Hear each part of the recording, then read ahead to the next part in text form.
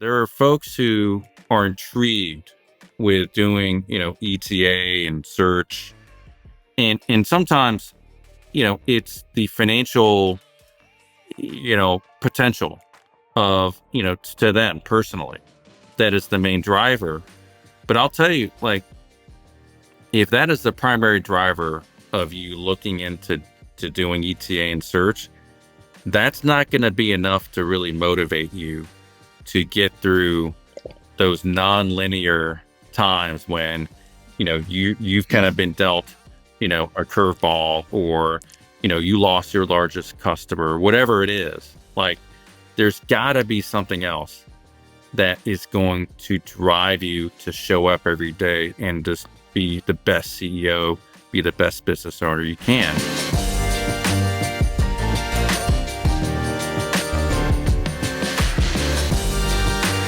All right. Welcome to The Intentional Owner. It is me, Kaustubh, Sam Rosati, and we have our excellent new guest / sponsor today, Mark Sinatra from Aspen HR. Hello, Mark. Hey, Kaustubh. Hey, Sam. Hey, Mark. It's great to have you on. Thank you. Man, there's landscaping going on outside my window, and we are normally the ones I don't quite realize how annoying our services are to the neighbors because our tree care work is loud and it's chainsaws and leaf blowers. But when I'm at home and there's nothing, I'm like, oh my gosh, what a headache. The good news is we can't hear it. We can't so hear you're it. safe. The bad news is you might have just gotten 500 or so 1-star reviews. Exactly. We're going to have to switch to electric over the next few years, I think, which we already bought a couple electric chainsaws and it's oh, they're actually really nice and really quiet. But it introduces a new safety issue in our business, which is normally you always look where the sound is and that's where the stuff's falling out of trees. But if these electric chainsaws don't make enough sound, we need to get better at our verbal communications again, because you have to call out everything in a very disciplined way. Anyways. That's interesting. Sounds like a new SOP. Yeah. New SOP, exactly. Anyways, let's dive into. We won't make Mark listen to our random ramblings about my tree care business. Mark, thanks for being on. I'd love for you to start us off with just you've got a long career in search, let alone before search, right? And I feel like I get a lot from folks who are 5 years ahead, 10 years ahead, and I feel like you're 15 years ahead. And so I'm really excited to hear kind of your story up to this moment, what you're doing now, obviously. But give us kind of the background intro, the highlights, and then we'll dig in. Sure. Well, thank you for making me feel old. I appreciate it. No, it's kidding. That's also part of what we do here is we make people feel old. Well, it's been a great journey. Kind of seeing the space evolve over time, and jumping into search, in 2007. So you want me to kind of start from those days, or what would you recommend? Yeah, start with you entered business school and kind of what you were thinking going into business school. Pick us up there. Yeah. So I was in New York. I was working in, kind of finance job with an investment bank. Knew it was something that I didn't necessarily want to do long term, but I did something that everybody says you shouldn't do, and that's okay. Well, go to business school, but without a real clear path of what you wanted to use a degree for. Initially, when I was thinking about writing the essays and all that stuff, I thought, okay, well, I'll use a degree and start my own business eventually. And so that was my initial thought. But of course, there's a big financial risk, and when you're $120,000 in debt, it's a consideration that doing a startup presents that added layer of risk. So I knew that wasn't going to be in the cards for me after graduation. But I had first found out about the search fund world the summer before my second year, and there's a classmate of mine at the time who was doing research on the whole concept. I think there were a couple of case studies published, by HBS or Stanford. And, I saw him reading one of those one day and I asked him about it. And he told me, it's this model where, you can raise money from investors and buy a business and run it. And I just kind of looked at him. I just thought it was just, first of all, I thought he was it was total BS. It didn't make any sense. But I knew within, I would say 10 seconds that was something I was going to do. because it really up until that point, I started, kind of evolving my thought in business school that I ultimately wanted to be a CEO of a business. My default line of thinking was, okay, I'll get a job, I'll work, for a company in some, kind of leadership, development program, work my way up, kind of hope somebody retires and then, run a division, the whole bit. And it wasn't until that moment when I said, wow, there could be a more direct path for me to run a business, see the results, like tangible results for the good, for the better or worse, right? Of my efforts, and do that in a way where I can go from the classroom to the boardroom in 2 years. I was like, wow, this is unbelievable. And so after that, I started doing some research, read all like, and at this point in time, there wasn't like a large community of folks. There were no podcasts, there was no Twitter or X. It was Should kind of we old. ask what And wait, year this remind us, was? It was, this is 2006, yeah, right? this is 2006, 2007. And so, I won't tell we, you what grade I we was did have in. the, You won't like it. yeah, please don't. Please don't. Were you even born then? No.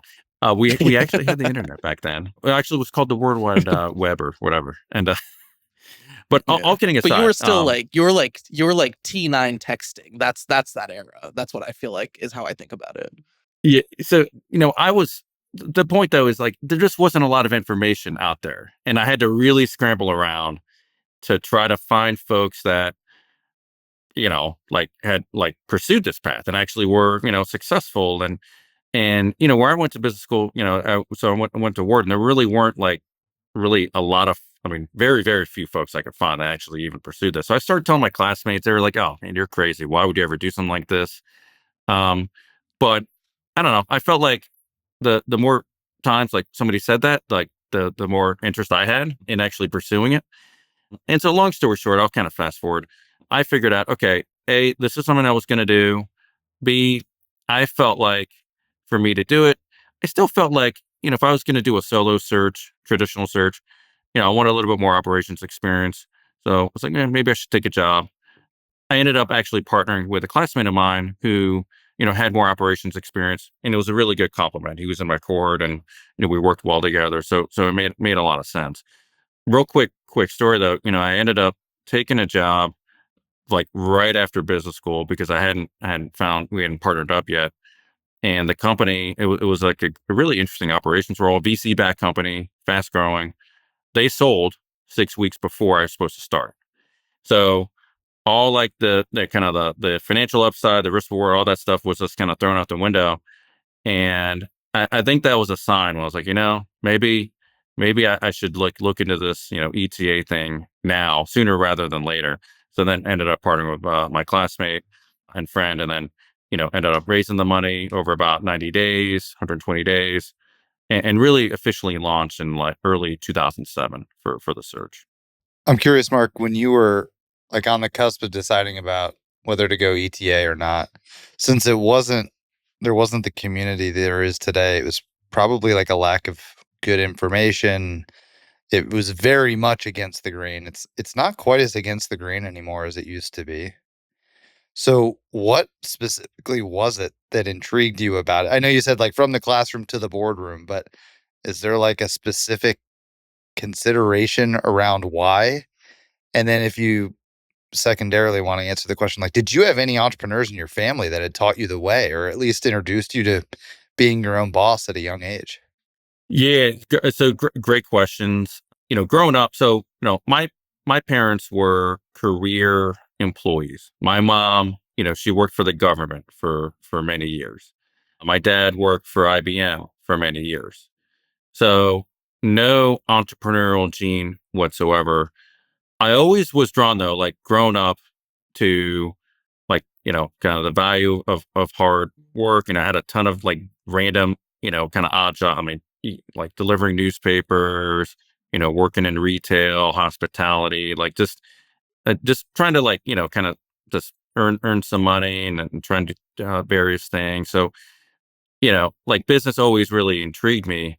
I think for me, the light bulb went off when I thought deeply about, well, what did I really enjoy doing and learning about from a business perspective? And so, like my first year of business school, ended up taking a lot of classes I had no exposure to prior to that because, I had a liberal arts degree. So, I was learning about like, marketing and sales and strategy and, managing people. And it kind of dawned on me, it was like, well, I really, I really enjoyed learning about all those things. And I wanted to find a role that encompassed like, those experiences and those skill sets. And always what I came back to was, well, what I'm really looking to do is to ultimately, be a C-level executive, like run a business. Because that to me said, well, I can, there's obviously a huge leadership component there. There's, driving revenue, there's an operations component, there's a strategy component, there's a finance component. It just seemed to me to be something that I would find fulfilling from a professional perspective. And you were more focused, it sounds like, then on the professional aspects of running a business, less so on the like, I want to own my own business. Is that fair? Yeah, although the ownership, the more I learned about the search fund model, that is fair to say, because like what initially drew me was to ETA was the fact that I can like run a business, right? And then when I Mhm. started kind of peeling back the layers, learning more about how the model actually works, and you get at least in the traditional model, it's fairly kind of standard in terms of how like the common equity works. And to me, like at that time, I was like, wow, like that's very enticing where, this could be potentially like a financially rewarding thing, if it goes well. And so having that direct correlation, kind of what I said in the beginning, like just my efforts, my impact, my results to me personally was something that was really appealing.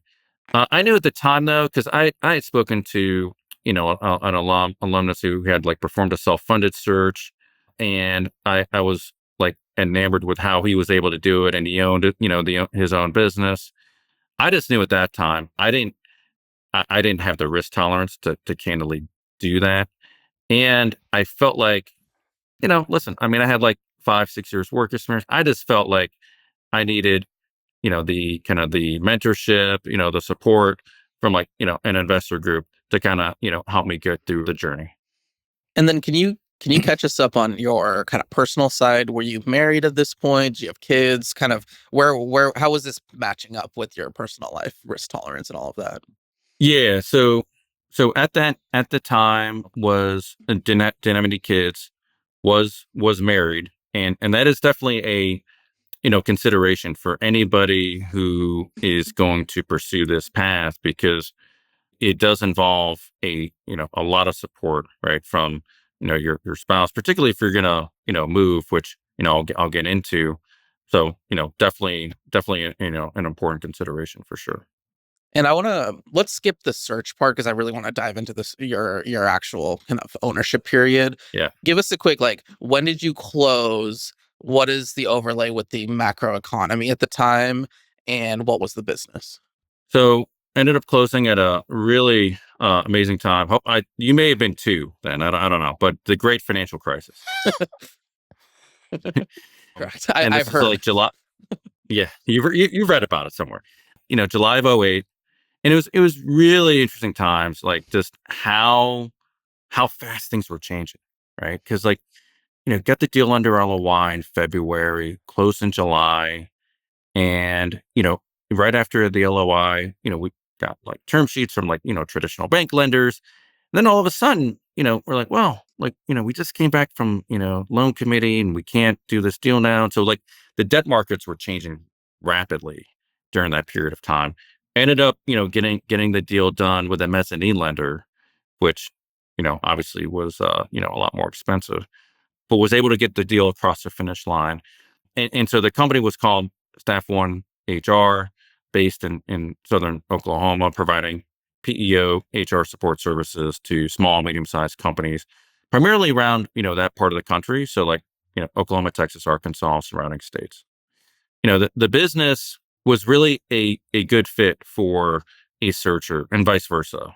The seller profile, mid to late 60s, really wanted to, had I think an illness in the family, was driven to find a liquidity option. He had a couple family members in the business, but didn't really have a true succession plan from his perspective. So, he was really looking for that combo liquidity succession plan. Didn't necessarily want to sell to a competitor. So, I mean, it all kind of like checked the boxes, right? And so the business, despite the name, wasn't a true staffing business. It was really more, think of like an ADP, right? So it's like recurring revenue.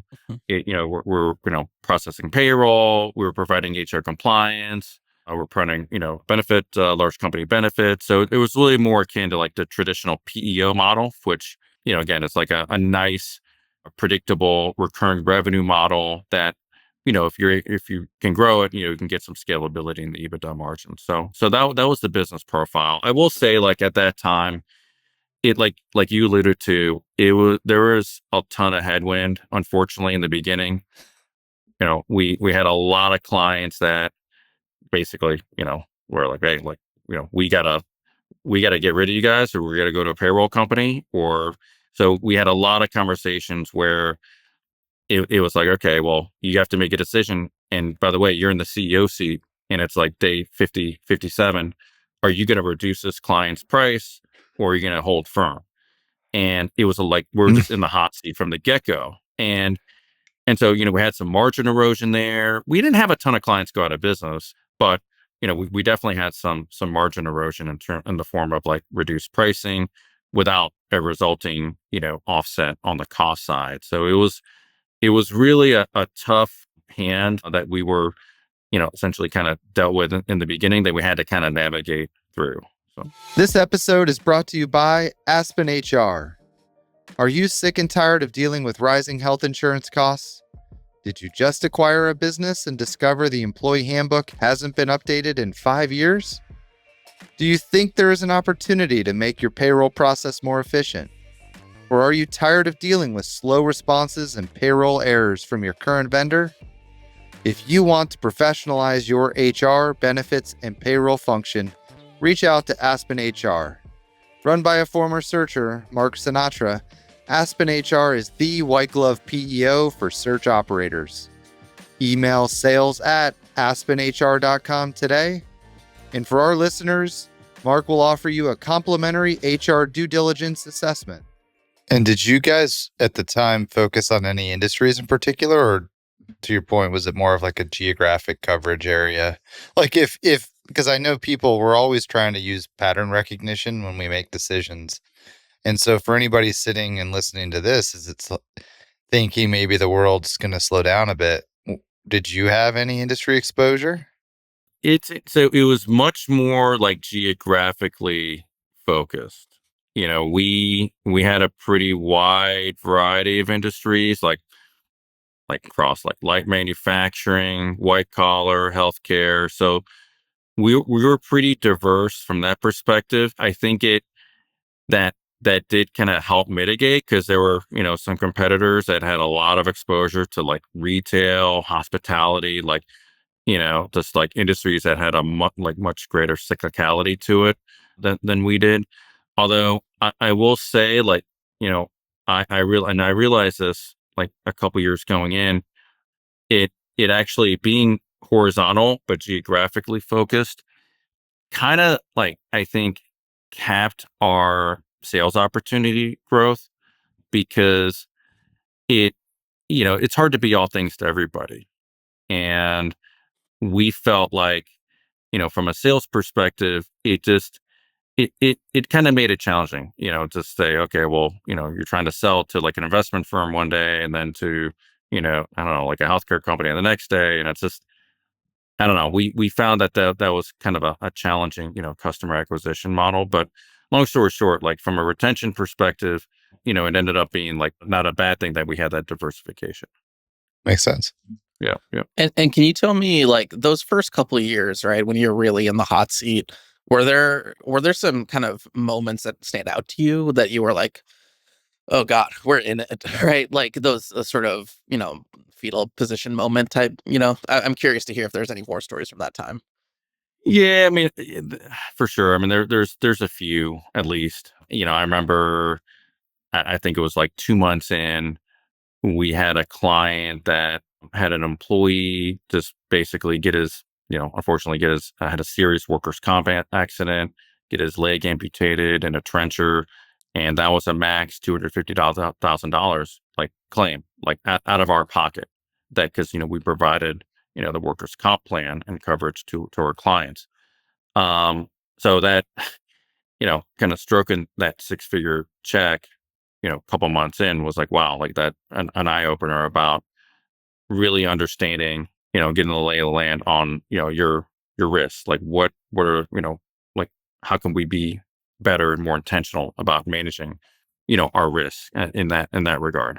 A couple other ones. I mean, really the biggest one was this was the entrepreneur founder, built a really solid company, but we felt like to take it to, greater heights and growth, like we had to basically move it down to Dallas, which was only like a couple hours away, but it was also it was a big challenge because a lot of the employees just, they were from the area, didn't want to make the move, which is understandable, but there was a significant amount of employee turnover. I'm talking like 80% plus over the course of 18 months.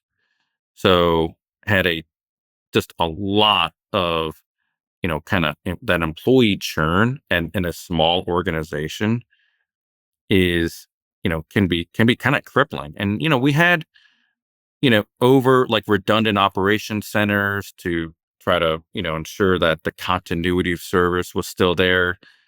But ultimately, like, despite those best efforts, we had, some client churn that, we that resulted, and it kind of culminated like in year 3. I remember, walking into the building that day. I saw, a FedEx guy in the lobby with an envelope. I'm like, oh gosh, like hopefully he's not going to my floor, because usually, like, when you get that, you're not quite sure what's going to be in there. And sure enough, it was a termination letter, from our largest client at the time, which, that was the one outlier. They actually kind of grown a decent amount. So, since the deal closed. So, at that point in time, like they were actually, year 3, like 25% of our business.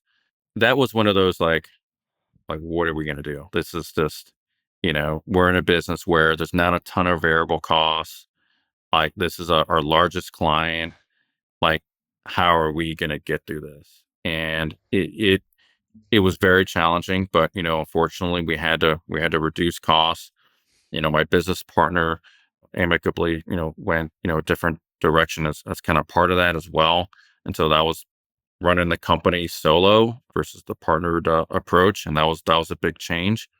And then also, I had to kind of somehow ensure that the morale of the business was still like high, even though everybody knew, like, okay, well, shoot, your largest company left. Like, should we be worried? And that is really a very nimble thing to balance. Like, you have to, as a leader, acknowledge reality, but at the same time, like, everybody's looking at you. Everything you say, everything you don't say, how you walk, your facial expressions.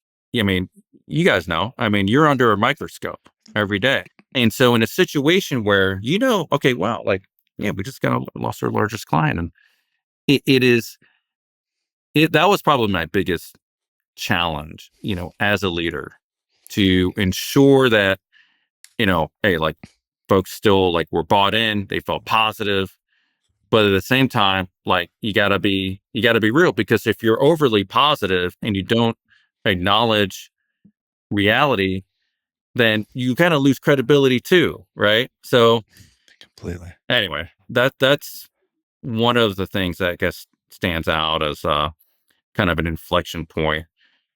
And thankfully, I did actually, in a way, despite that, I actually felt like we were turning the corner. like our sales pipeline was continuing to get to record levels. The rest of our client base, like the net promoter scores we just implemented, were at good levels. So I told the board, I was like, listen, like let's give it another year. Let's see how we can kind of dig out of this, and just kind of see where we're at, because I felt like the business was improving. And then that led to another 5 years after that.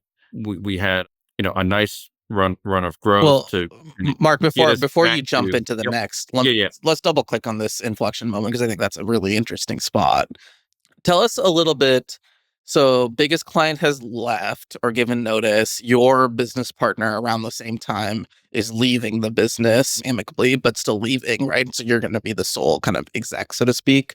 Like, talk to us about your mental state at that moment, kind of how you were Yeah. viewing this within the arc of your own life, your career, your home life. Like, paint us that picture.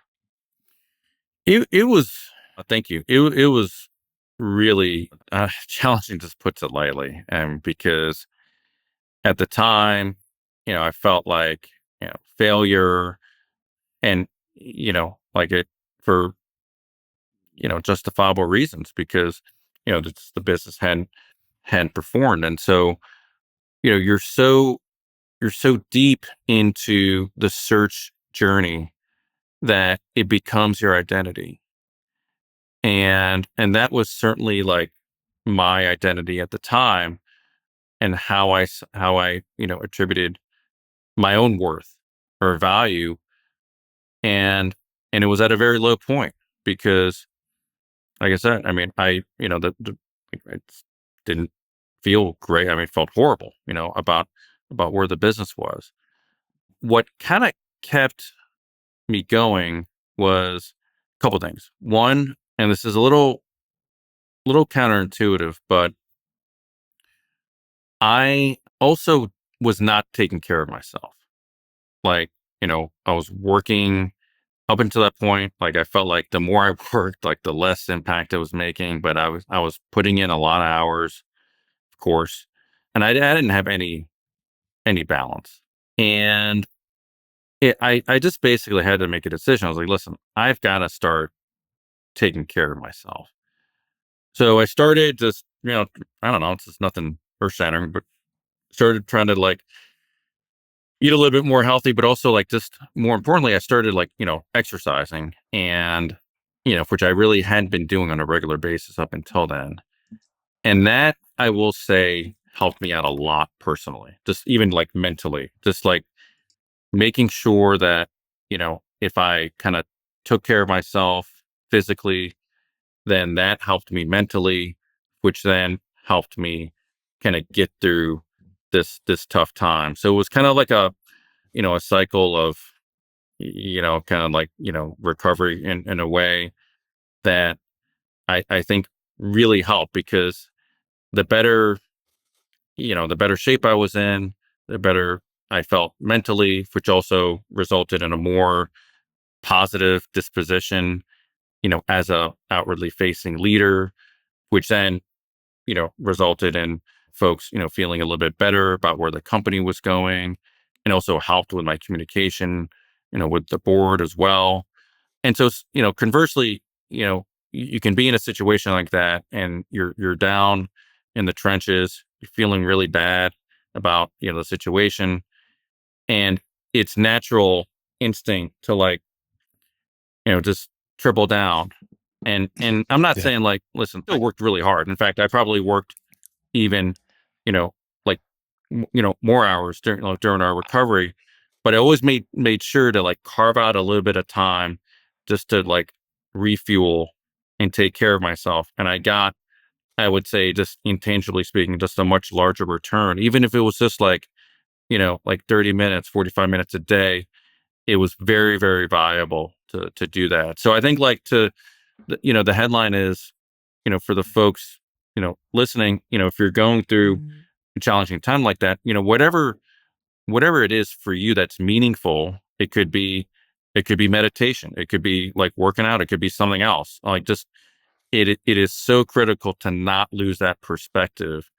To at the end of the day, like you have to treat your like not treat yourself, but like you have to reinvest in yourself in order to see the residual impact of results on everything else in your life and in your business. We hear that so often that, and Kaustubh and I have talked about this, and it may be the broader line of making this ETA journey sustainable. That I think that advice you just gave rings true, even if you're in the later stages of your search and really any period of time that's stressful, which for us SMB ETA folks pretty much means our entire lives from when we kick off our search until we're at least a handful of years into owning. Yeah, absolutely, and there's a lot of research done nowadays, right? Even if you just go, and like you get sunlight in on a walk in the morning, and even if it's like 20 minutes, like it's just the impact it has on your sleep, your overall well-being, like is immense. And so that if there's kind of one thing I leave today is that it's like it's easy to lose that perspective, particularly if you're in month 23 of your search and you haven't bought anything, or if you bought a business and you breach your covenants, right? Like it, it's I'm not trying to like minimize it. It's a tough situation, but what I found through my experience was, again, it reinvesting in myself, I think, and I know had direct correlation to the recovery of the business, because I was really hands-on in driving revenue. Any major client escalations always went to me. I was on sales proposals, just super hands-on. And to be in those situations, right, and to represent the business, like you gotta act as if you gotta like, look the part, and you gotta be positive and all that, and you gotta feel good. And so, I will say, like, it just unfortunately, took me a few years to understand this, but, like I said, it had definitely a positive impact on the business. So, Mark, can you get us to you're at this point where the business is struggling, you're as hands-on as you've ever been, but the leading KPIs are improving. It was an inflection point. So maybe get us from there until sort of the end of the road with that business, and take us through the fun part of your journey. Yeah. So like just the end of the road, and I will say like the last, you know, 5 years or so of running that company was great. It like, being able to recover, grow double digits, Inc. 5,000 5 times. Like it was a great position to be in. I think I mean, I know like probably the biggest lever that drove that, and this is not rocket science, but I was lucky enough to build a strong management team. I had a CFO that I had hired like when we were going through that downturn, and he turned out to be fantastic, a godsend. I had hired another person who actually used to be a business owner herself, and then was in sales role for us, was very successful there, and through a series of promotions ended up essentially running our operation. And there's other folks too, but like without those two individuals that ultimately were part of my executive team, there's no way, we would have been able to get to that, final destination. And it allowed me, like in the last couple of years, to start to look at add-on acquisitions as a way to really accelerate the value creation. So, we did 3 small deals. 2 of them were, just essentially books of business, small books of business, very creative. But there was one that was decent size that was about $1 million or so of synergized EBITDA.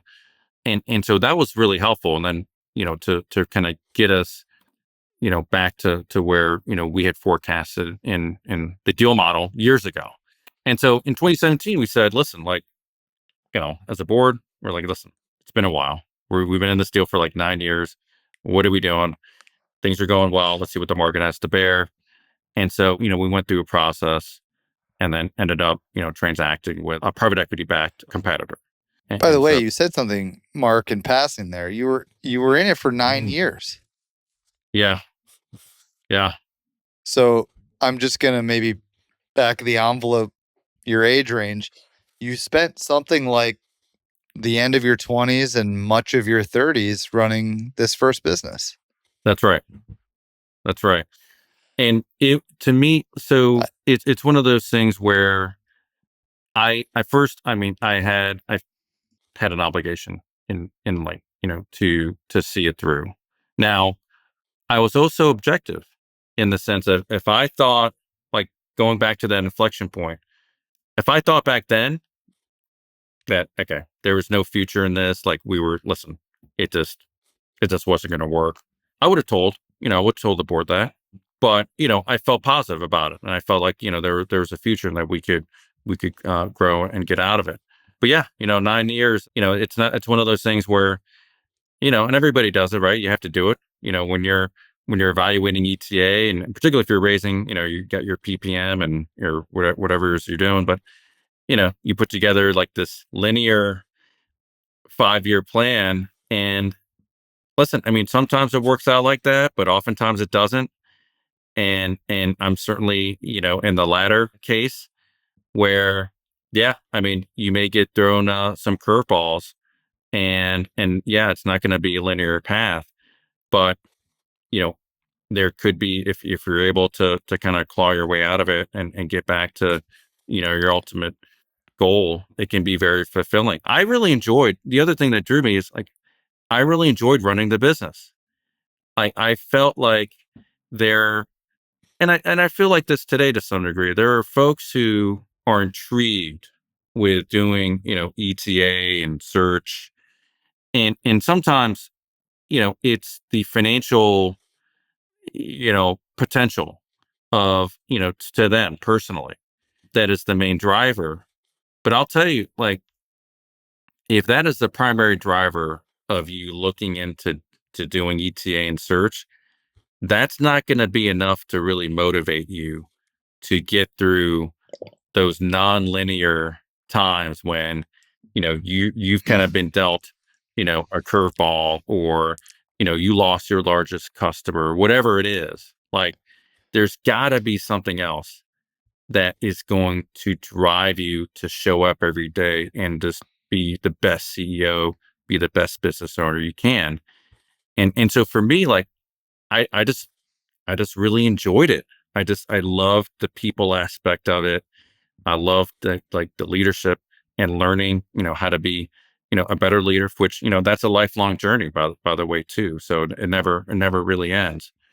Good point. So anyway, a little bit of a digression there, but, thankfully, we found a good partner in 2017 to transact with, and I was with them for really about a year, and then almost to the day, it's kind of nuts, to the day of the 1 year anniversary. So, kind of the expiration of the earnout, that buyer ended up selling to a public company, and was a bit unexpected. I knew that the buyer was like 4 years or so, 4 or 5 years in the hold period. So not totally unexpected, but still it was an interesting development that for me provided a nice kind of soft landing to kind of exit out, after that transaction happened.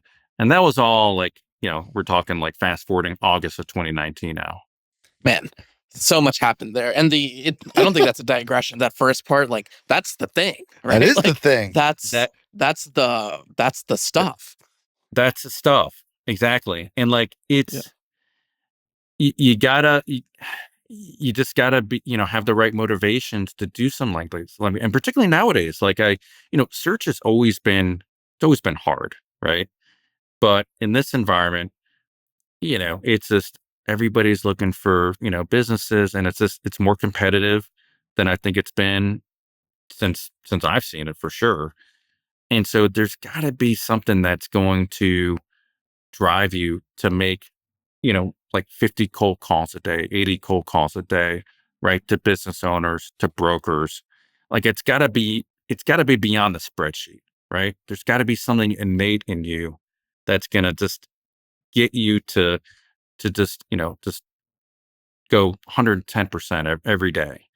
And so again, for me, it was just like, I just really, really enjoyed, thankfully I did, I enjoyed the experience of running the business. Even during during the downturn, it was super tough, to put it mildly, but to kind of be able to, to kind of steer around it, was very rewarding ultimately.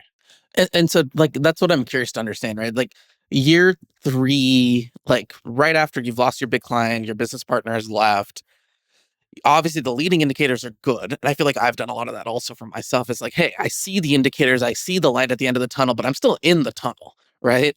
When, Yeah. like, was there a moment, was there a second inflection point where you're like, hey, I know this is gonna work now? Or like, that's what I'm curious. Like, when did you Yeah. know, hey, I'm not just like counting on the indicators, it's actually working? Yeah, thank you for that. Nobody's asked me that. So I think a couple of things on that. I remember, and this is during the downturn. Well, this is actually probably 4 months, 4 months afterwards.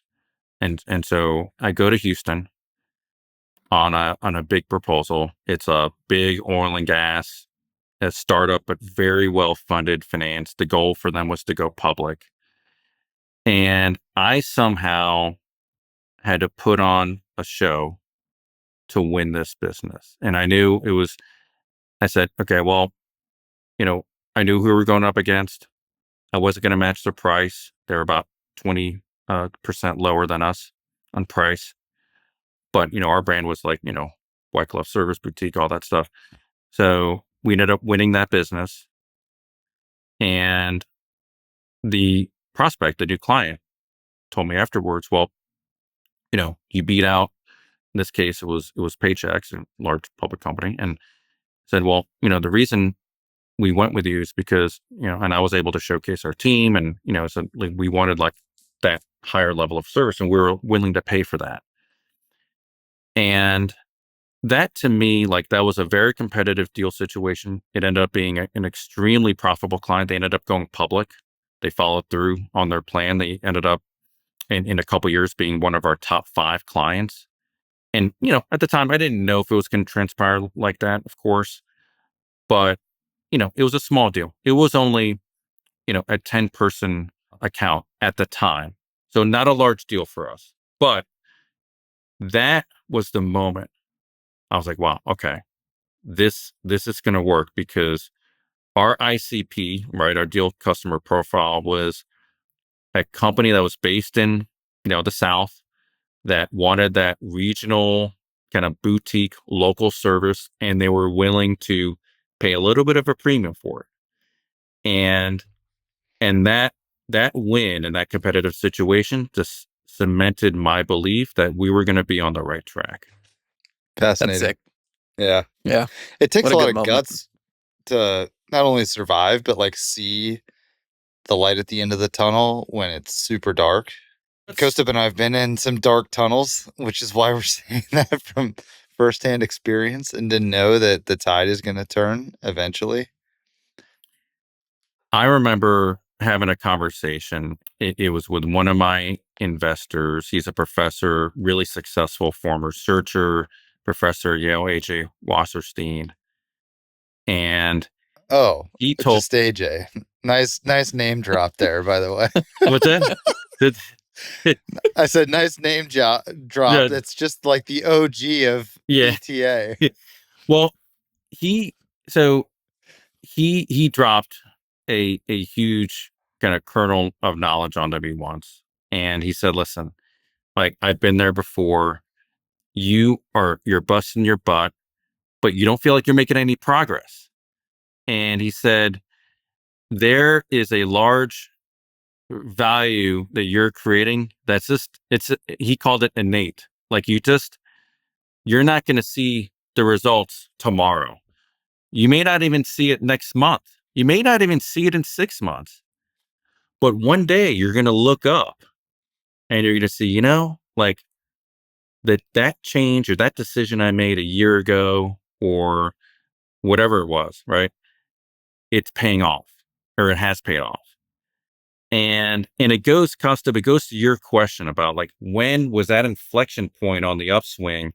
And that, and I've got other stories I think I could pull out of the vault, but like that was the first one that came to mind to me was, okay, like this is what AJ was talking about, was that, okay, like that, all that work I put into like our branding and, hiring, trying to hire good people, like now it's like, it's starting to kind of pay off. So yeah, I just encourage the folks that are listening, like, if you're, keep that in mind, right? Particularly like in the first 2 years, because you guys know this, there is unfortunately, and it's just part of the type of profile businesses searchers buy. Like there's going to be a big J curve to it, and you're going to need to do it. Sometimes a ton of change management. You're going to need to hire a new team in some cases. You're going to need to really kind of professionalize the business and whatever that looks like. And so you could be working very hard, and you're going to be working really hard, for the first year or two. And then you may not see the results immediately, but I think, Sam, like, you just, if you're honest with yourself and if you have that innate underlying faith that, hey, like, I'm going to get to the other side of this, that also can be helpful, is having, that faith and belief in yourself. Yeah, the challenge for that J curve concept, right, which we've talked about a lot, is when you're on the front end of it, it's just a down line, right? It hasn't curved back up. And so you're just hoping it's a J curve. It just could keep going down. You don't really know, right? It's like, and that's like, Yeah. there's that first inflection point where you're like, okay, I believe it's going to turn around. And then there's a second inflection point where it actually begins to turn around. And so those are distinct moments in a business owner's journey. I think there's also a distinction, just so we're clear, so any listener in the seat can relate. I think there's a difference between riding a J curve down because you're layering in costs, mostly related to a team or maybe Mhm. systems, to enable future scale and a better life for you, the owner. Different than like riding down the curve of compressed revenue and margins during a distress period, which is what Mark experienced. Totally. Well, the So, other, holy, it's a great distinction and point there, and that's one other thing I wanted to make sure I mentioned is, one of the mistakes I made early on was I didn't have an appreciation for what I call like the fragility of these small businesses and their ability to effectively deal with change. And it's easy for folks like, if you're like in the classroom and you're reading a case study about some company and you're like, okay, well, they should just do, these 5 things and do it like in the next 6 months and, they'll be fine. Well, it doesn't really work like that. It's in reality, as you guys know, like you've got to be much less like kind of academic and just understand, well, okay, yeah, there could be something that could make sense for the business to change or implement, but does it make sense to do that now? And I think when I think back at like particularly like the first couple of years of my experience as a CEO, I was just overeager on just the bright shiny object mentality of saying, okay, well, yeah, this business, yeah, like let's do this change, and then oh yeah, like a month later, oh well, we should change gears, and like it just it was not effective at all for many levels. One is you start to lose respect from your team. Your team's like, oh gosh, like yeah. I mean, what's the next bright shiny object? It causes more stress, it causes more hours, and it just causes more friction points. So you have to be very judicious about, yeah, just because something makes sense logically, does it make sense to implement that now? Like, and that I don't Mhm. oftentimes like that's not, at least I mean, I know I at the time I didn't really, appreciate that until one day I kind of looked and, my team was, burnt out and I, asked them why. I was like, well, we're doing this. And I just didn't have the empathy to fully appreciate that. So definitely that was one of in kind of thinking about this pod. I was like, okay, I got to make sure to mention that as well. I mean, no, the change management aspect is like a whole skill set on it of its own, right? So I am curious now, Aspen HR, that's the actual business you run today. You know, you left staff one, successful outcome in the end, 9 years later, almost 10 years later. You decided to get back on the horse, which is a tough decision, I can imagine. But walk us through how you got involved with Aspen HR, kind of what your role is there today. But the choice to kind of get back into the arena, so to speak. Yeah. Well, what you can probably tell. I mean, I enjoy the operating side is enjoyable. This was actually 5 years ago, so September of 2020, pandemic year. Come on, man. And If you, as like somebody who's allowed to choose when you close on a business, if you close on one in the future, can you let me know so I could not do one then too? yeah, well, Great financial crisis, I'll make COVID. this super quick. So there is a small business that I was looking to buy in February 2020, and it was in the hospitality industry, related to hospitality. And I mean, we got to the point where we were trading like closing documents, and I ultimately had to walk away, of course. But I remember telling, like, I had lunch with the sellers, and I was like, "Hey guys, have you heard of this COVID thing?" And like, "Oh yeah, like." Yeah, we heard about it, but I don't, we're not overly concerned. I'm like, and then I was like, okay. I immediately was like, okay, like I got to walk away from this thing. So I did walk away from that one. So anyway, long story short, it was, it was a very kind of jarring time period, right? Like nobody knew what the heck was going on. Got introduced to, the founders of Aspen HR, which had just started like maybe 2.5 years ago before I got introduced. And I just, ultimately, I really liked the people. I liked the founders. We just, I don't know, just were aligned in terms of, just how to, just business philosophies, vision, values. But the biggest thing, which is something I really want to point out, is the last company was, it's good business, like, is in a fragmented industry, right? Searchers talk a lot about, we want to buy a business in a fragmented industry. Well, great. Well, if it is a double-edged sword, because if you buy into an industry that's geographically fragmented, then you may have, okay, yeah, your TAM may be this on paper, but in reality, your service addressable market may be a bit smaller, right? And so that was the challenge with the last company, where, listen, like if we had a prospect in Wisconsin, we had a very, very small chance of closing that deal, because that just wasn't really like our brand. The Aspen HR thing is completely different. So I said, listen, if I were to get back in the industry, I wanted it to be with a company that, if it was, obviously the industry was still fragmented, but I wanted it to be more of a vertically focused company that had kind of a kind of a more defined, like, right to win in that particular vertical. I just felt like that was a more direct, clear, and achievable path to scale revenue, versus being somewhat kind of tied to a specific geographic market.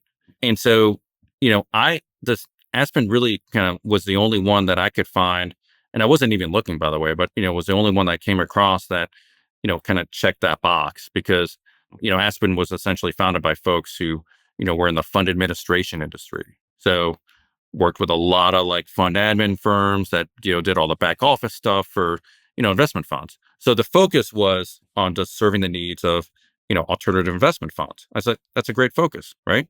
Because they have HR needs, they don't want to enlarge in-house HR department, et cetera, et cetera. So join there, and it's been a great run.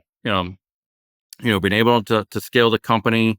The thesis on being vertically focused but not geographically bound has really played out. We're a remote company. Technically, we're based in the Bay Area, but we have corporate employees all over the country in 25 states. We have clients in all 50 states, and so that that has really played out in the sense of, we talk about some sort folks will say, riches in the niches or whatever. And I think like that is true in this case if you define it as like, being a vertically focused service provider, but having, being able to sell and to serve across the country has been a good thing for us.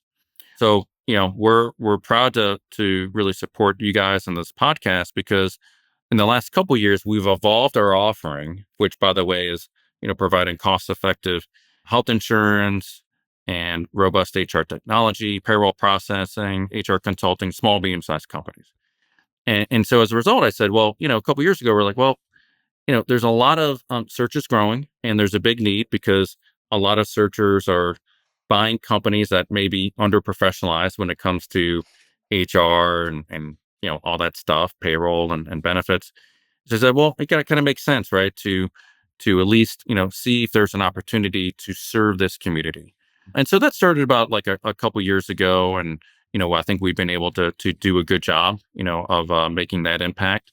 We even help on, I have an in-house employment attorney team that will perform a complimentary HR due diligence, for searchers that have deals under LOI.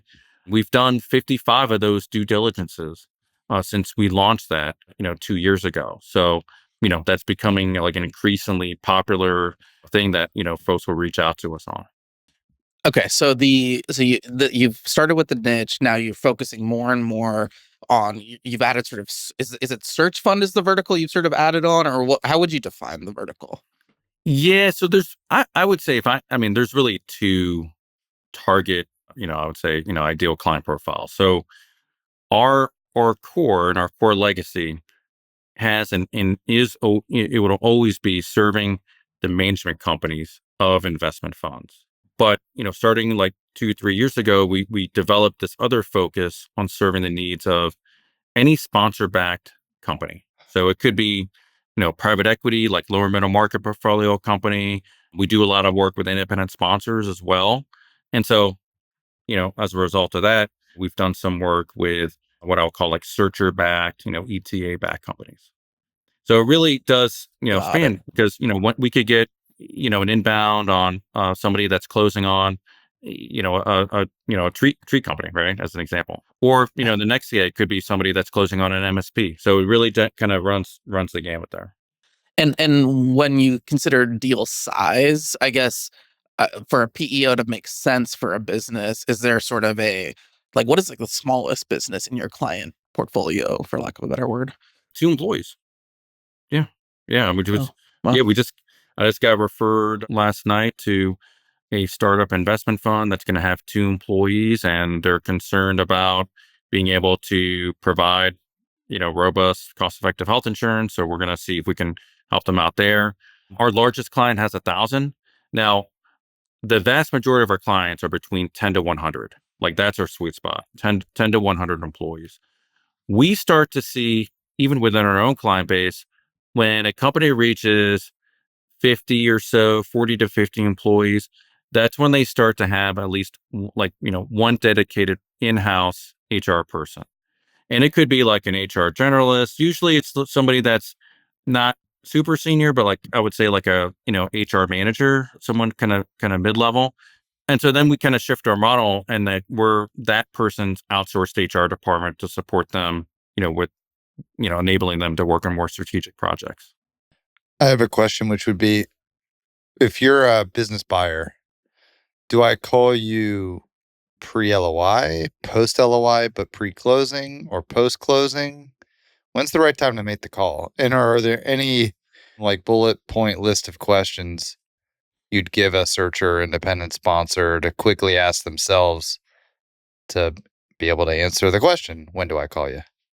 Yeah. So what we tell searchers is right when Q of E is finishing up. If you have checked a box on commercial diligence and you're starting to check the box on Q of E and you feel comfortable, there's no material restatements of the numbers that's going to cause a retrade, then what we say is, you're starting to kind of think about landing the plane, on the transaction. And that's when it makes sense, to give us a quick call and say, hey, I've got this deal under LOI. It's kind of checked the box on commercial diligence. It's looking good from a Q of E perspective. What do I need to be thinking about an HR benefits due diligence perspective? Because for us, we see a lot of these searcher acquired companies.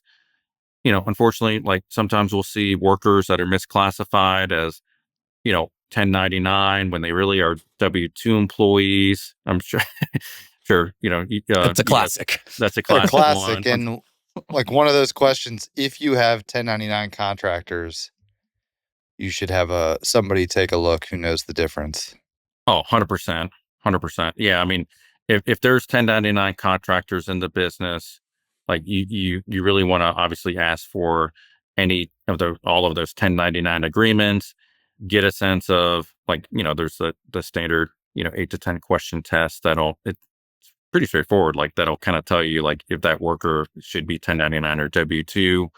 We can also, what we've done is we've performed like a comp equivalency calculation. Like if you were to convert somebody from 1099 to W-2, like what's that net equivalent take home to that worker? So, the business does things the right way. So, we can take, folks through that process very easily.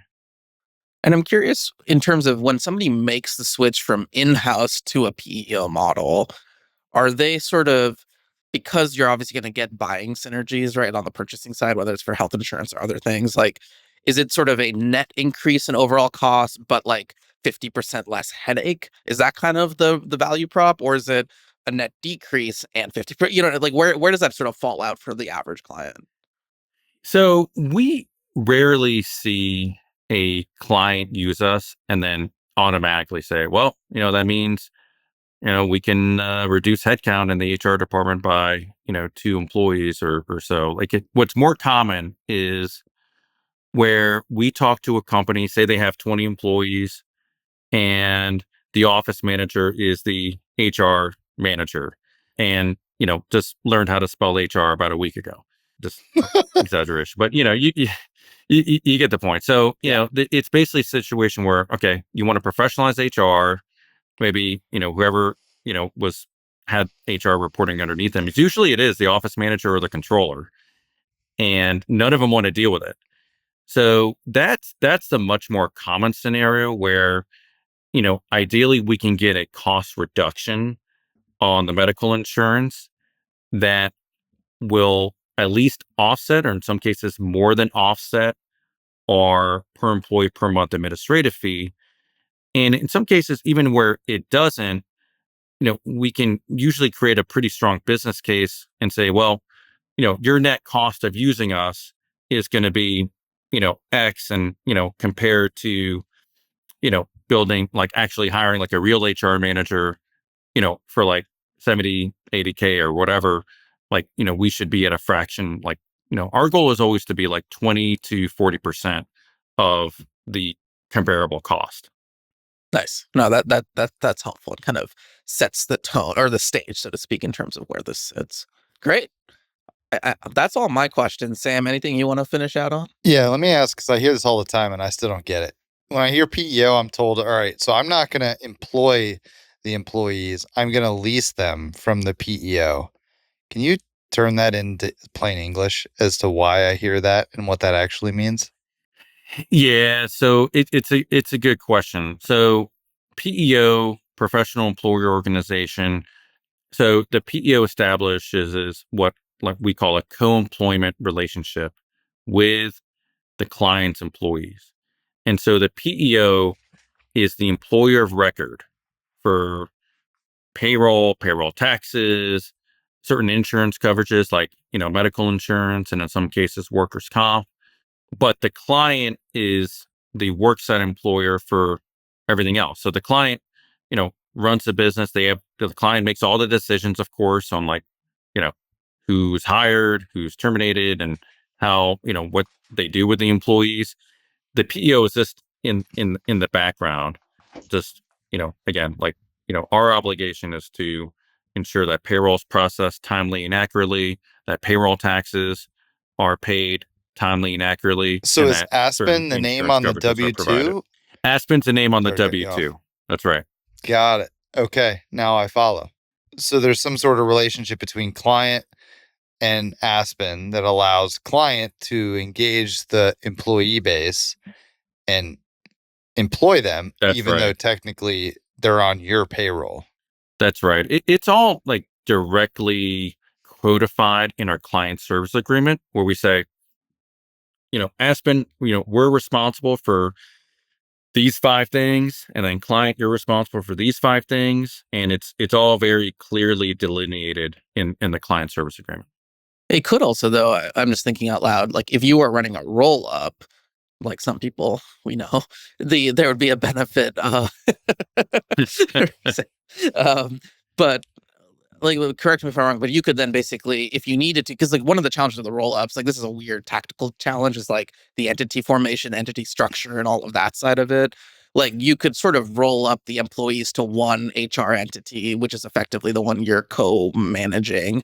And every asset, like fixed asset, underlying intangible asset, all of that, those can kind of exist in their own LLCs, and you don't have to deal with this like renting employees across a million different entities. Like that Yeah, simplifies down probably. it does. Like we work with several sponsor backed roll ups. We've done DSOs, we've done IT roll ups, we've done manufacturing acquisition. So I mean, it runs the gamut. But usually so the roll ups. I know we're pressed for time, but like the asset roll ups, asset purchases, those employees have become new hires day one. So, you've got to be sure that it's going to be a good thing. Like they're not going to pay more for their medical insurance, or they're not going to like their PTO is not going to change. So like, and unfortunately, sometimes that stuff just accidentally just gets overlooked because you're just laser focused on getting the deal done. So, we help our clients like ensure that there's what we call equivalency with the acquired employees and asset deals. But in stock deals too, stock deals, like we'll lay out a plan and say, well, here's when, you should probably migrate the employees to the payroll system, to our payroll system. Here's when you should move them to, your benefit plan based on the renewal date. So like we'll have a nice kind of plan that we'll put forth, or for the first like 12 months post close. Nice. That's awesome. That makes, I mean, I since I've done one add-on, I sort of felt that pain point. And so I can totally, I mean, I assume Sam has felt it much more than I have, but luckily he doesn't have to do a lot of that transition work, right? That's probably the difference. I've thankfully got a bigger, very smart team. So, Mark, can you leave us with this? So Nice. we never mentioned this interesting fact that you've invested in a ton of searchers and search acquired businesses. So out of all of those reps and your own reps being an owner operator now twice, do you have any like go-to advice for either the searcher or the operator or both, besides the Yeah. kind of take care of yourself advice you gave earlier? Yeah. Oh, it's hard to distill it into one or two things, but if I had to, I think it'd be this. Both the search and the operating phase are, I think the success is somewhat based on your ability to build trusted relationships. And like, particularly when you talk about as a searcher, trying to generate proprietary deal flow and to look an owner across the table in the eye and convince him or her that you're the person to take over their business, right? Think about that. That requires you to build such a immense amount of rapport and credibility and trust. And think about, the conversation in your speech day one when you buy the business and you're taking over, you show up as the CEO and the owner. Well, you still have to gain their trust and respect and credibility. So I say, like, don't lose sight of that, right? I mean, there's all like, you got to analyze the industries, you got to build the model, you got to raise the capital. Like there's a lot of other really important things, but at the end of the day, like this whole journey is about people. And it is really, really, really important to ensure that you're investing in building those trusted relationships with all the right people that you're going to meet along the journey.